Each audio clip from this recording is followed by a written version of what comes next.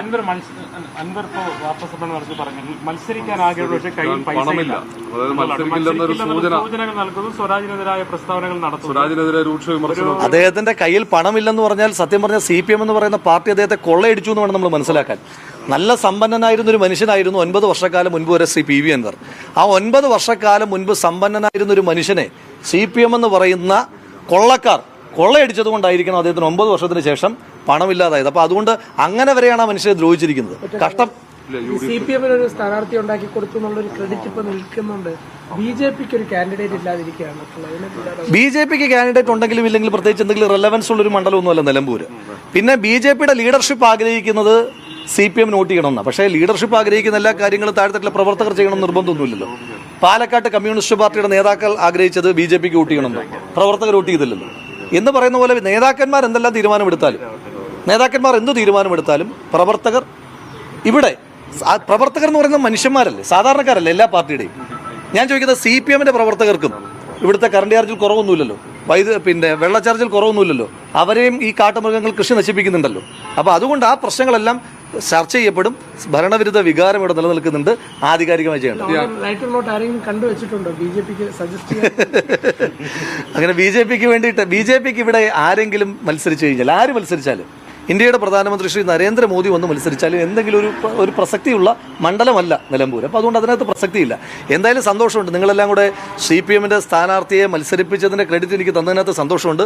അപ്പോൾ അദ്ദേഹത്തെ പരാജയപ്പെടുത്തി കഴിയുമ്പോൾ അതിന്റെ ക്രെഡിറ്റ് കൂടി തന്നാൽ മതി. സന്തോഷം. കുറച്ച് ഈ സ്വരാജിനെ വിളിച്ചില്ലായിരുന്നെങ്കിലേ ഒരു ദുർബലമായ സ്ഥാനാർത്ഥി വന്നാൽ UDF വിജയം എളുപ്പമായിരുന്നല്ലോ. അപ്പോൾ വിളിക്കേണ്ടെന്ന് തോന്നുന്നു. അങ്ങനെ എന്തിനാ എളുപ്പമാകുന്ന എന്തിനാ? അന്നേരം അവരെന്താ പറയുക? ഇപ്പൊ ഏതൊക്കെയോ ഡോക്ടർമാരുടെയൊക്കെ കാല് പിടിക്കാൻ പോയല്ലോ. അന്നേരം പറയാം ആ ഡോക്ടർ ചികിത്സിച്ച രോഗികളെല്ലാം കൂടെ എതിരായതാണെന്ന് അന്ന് പറഞ്ഞു കളയും.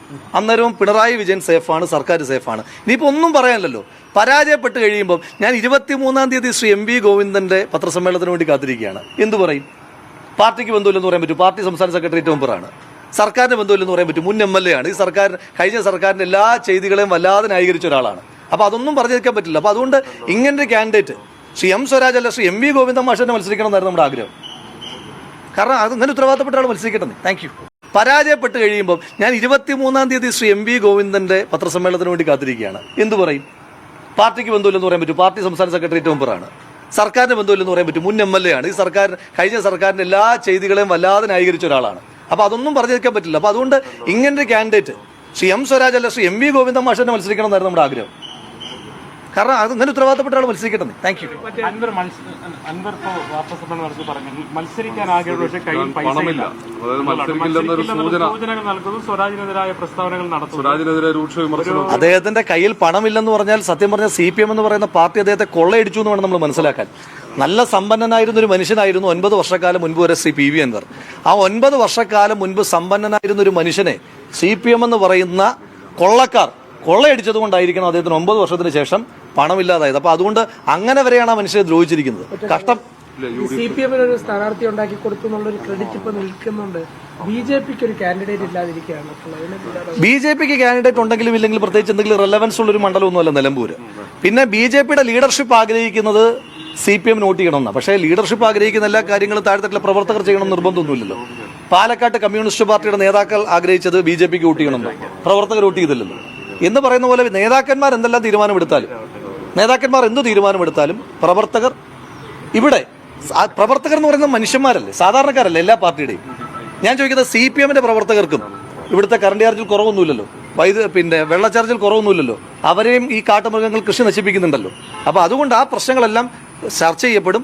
ഭരണവിരുദ്ധ വികാരം ഇവിടെ നിലനിൽക്കുന്നുണ്ട്. ആധികാരികമായി ചെയ്യണം.